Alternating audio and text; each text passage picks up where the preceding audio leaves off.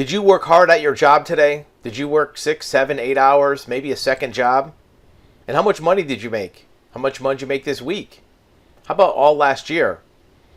Well, it seems that for the first time in history, that a piece of real estate, a home, earned more for their owners than they made at their jobs. So if you owned a piece of real estate last year, the value of increase of that real estate turned in more income, more value, more personal wealth than you made from your job. And that was tax-free money. Your job probably had withholdings from it, federal taxes, FICA, where primary residence real estate doesn't have taxes. That money is tax-free as long as you live there for 2 years. Is that a reason to buy any kind of piece of real estate? Because this isn't going to change anytime soon. This happened last year. Probably going to happen next year too. Here's why. Mortgage rates bumped up again, above 4%. That's not the end of mortgage rates. People are going to be scrambling to get into real estate before the rates go up to 5, 6, maybe even 7% in the next few years. It's not going to affect the value of houses. It's just going to affect how many people are chasing them. If you were looking at real estate, would you be the only one? No. Guess what? Your distracted coworker is probably on Zillow. Remote work's most insidious addiction just might be real estate. According to Zillow, people are all over their site. Self-described Zillow addict works from current apartment as a cartoon show writer, and her lunchtime browsing recently escalated to booking showings on breaks. You blink your eyes and it's like, oh my God, I need to go back to work because they're too busy looking at real estate. What's going to happen with the market? Well, the growth for the typical home exceeded inflation-adjusted pre-tax income. Home values surged last year. Now, they say it's because of low mortgage rates, but that's not the only reason. People are looking at real estate in a different way.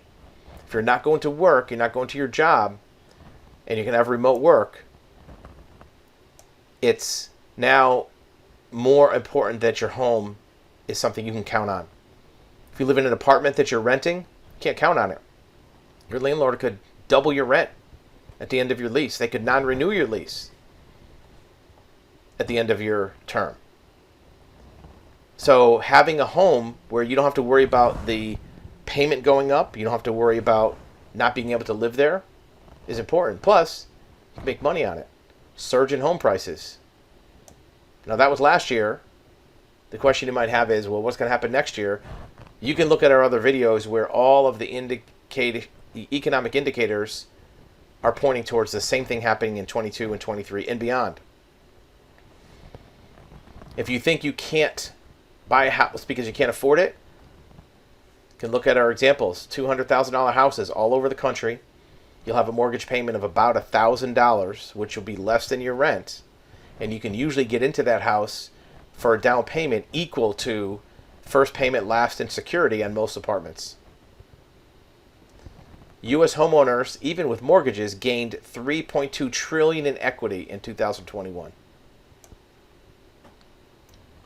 That's a big deal. Even if the home price that you purchase doesn't go up at all in the next 2 years, which is unlikely, you'll save hundreds of dollars a month on rent if you buy the right house, and you'll be paying money towards your mortgage, not towards somebody else's landlord's profit.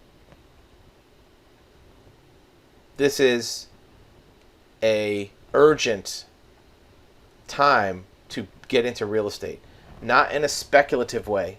You're not looking to flip a house or to find another sucker to pay more than you. This is self-preservation. This is financial literacy. This is you taking your $1,200, $1,400, $1,500, $2,000, $2,500 a month that you're paying to somebody else in rent and paying it to yourself in terms of equity. It's very likely that home prices will go up, but this strategy benefits you if home prices go up or even if they don't.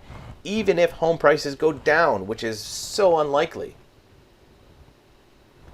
you'll still come out ahead in terms of your net worth. Because here's why. If the home price went down, and how much can a $200,000 house go down? It's not going to go down that much. Even if it goes down, you don't have to pay that money out of your pocket. If you buy a house for $200,000 and 2 years from now it's worth $190, it's not like you have to pay $10,000. It just means that that's the arbitrary value of the house. At least in the meantime, you're paying less rent. You're paying less monthly cost. And in the long run, which is very likely, if inflation continues, like we've talked about, and that house is worth 240, 250, 260, and you do want to move, now you can put that equity to work for you to buy a house that's more of an upgrade. Don't worry that that $200,000 house isn't exactly what you want. It's not your dream house. A house is not about a dream. It's about a reality. Is your apartment a dream apartment? Is your rental a dream place to live? Probably not. So don't worry about a dream. Worry about finances. Worry about hard numbers. Do the math and come out ahead. We're not trying to be harsh. We're just trying to give you an option to where you can, from our last video, you can turn a $200,000 house into becoming a millionaire in terms of increased value and savings. Keep an eye on our channel for a list of houses in different areas that are all around $200,000. And we're not brokers. We're not trying to sell these houses. We're not realtors. We're not trying to sell you anything. We're just giving you a strategy to upgrade your life and upgrade your finances and give you a nest where you can count on being. No one's going to kick you out. No one's going to raise your rent.